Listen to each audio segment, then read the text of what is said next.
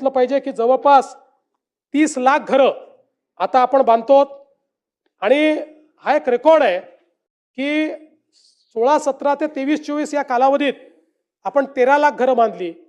त्यानंतर आवास प्लस मधली आपली जी 2018ची यादी होती त्या यादीमध्ये एकूण 28 लाख लोक होते. आपल्याला केंद्र सरकारने एकाच झटक्यात 30 लाख घरं दिली.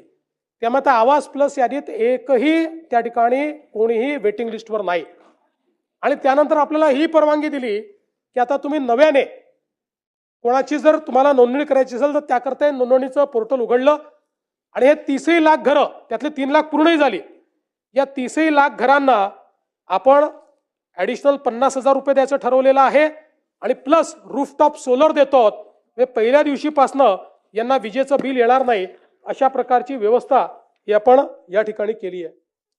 तर म्हणजे झोपडपट्टी पुनर्वसनाशी संबंधित काही महत्त्वाचे मुद्दे आहेत, पण त्या संदर्भात माननीय उपमुख्यमंत्र्यांनी आपलं जे काही याचं उत्तर होतं लक्षवेधीचं त्या संदर्भातल्या घोषणा केल्या. त्यामुळे मी पुन्हा सांगून आपला या ठिकाणी वेळ घेणार नाही. जे काही आपण वेगवेगळे प्रस्ताव या ठिकाणी करतो ज्यामध्ये बीडीडी चाळ असेल, जीटीबी नगर असेल, बांद्रा रिक्लेमेशन असेल, आदर्श नगर असेल, मोतीलाल नगर असेल, एसव्हीपी नगर असेल, प्रत्येक ठिकाणी मोठ्या प्रमाणात पुनर्वसित लोक करून अधिकची आपण निर्मिती करतो. म्हाडाच्या 56 वसाहतीची योजना आपण केली आहे. त्या संदर्भात सेवा शुल्क आपण माफ केलेलं आहे.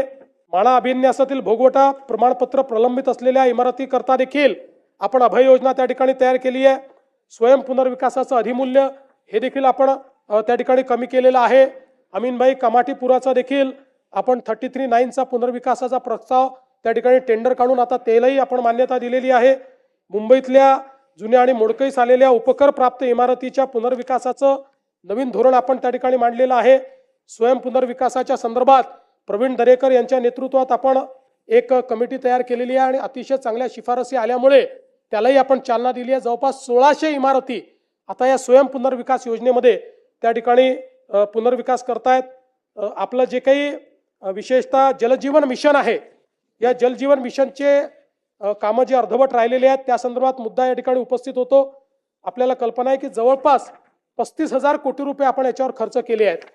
पण जे काही सुरुवातीच्या काळातल्या डिझाईनच्या चुका असतील किंवा बाकी गोष्टी असतील, आता अर्धवट कामं पूर्ण करण्याकरता या योजनेला 44,000 कोटी रुपये अजून लागणार आहेत.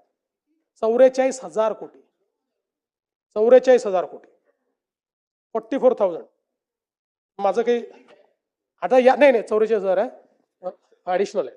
ॲडिशनल 44,000 आहेत. त्यापैकी पहिल्या टप्प्यामध्ये 15,000 कोटी रुपयाचा हुडकोशी आपण टायप केलाय. ते 15,000 कोटी रुपये आणून आपण एक काम करतोय. शासनाने निर्णय घेतलाय, पण आता हे दायित्व आपण स्वीकारलेलं आहे.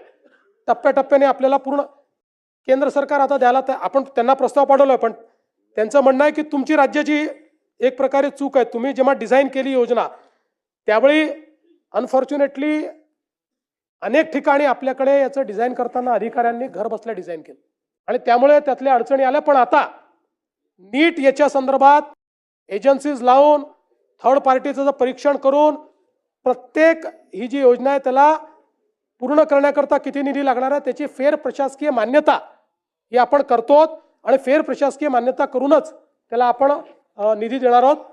15,000 कोटी रुपये त्याकरता आपण उपलब्ध करून देतो.